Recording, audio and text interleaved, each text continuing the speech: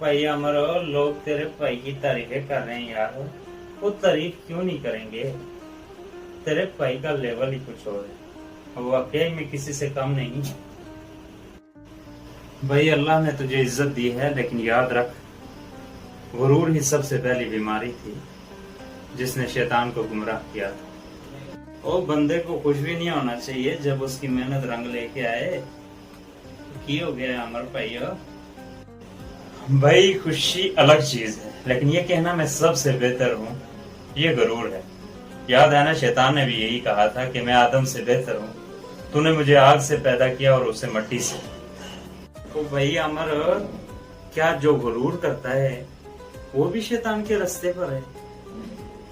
जी हाँ, रसूलुल्लाह सल्लल्लाहु अलैहि वसल्लम ने फरमाया कि जिसके दिल में राई के दाने के बराबर भी तकब्बुर होगा, वो जन्नत में नहीं जाएगा।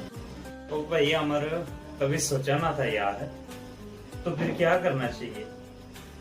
अल्लाह के हर इनाम पर शुक्र अदा करो और आजिज बनो। जितना आजिज बनोगे अल्लाह उतना ही बुलंद करेगा। गुरूर शैतान की मिरास है, आजिज़ी इनकसारी नबियों की सुन्नत है। अब ये तुम पर मुनहसर है, तुम कौन से रास्ते को इख्तियार करते हो और किस रास्ते पर चलते हो।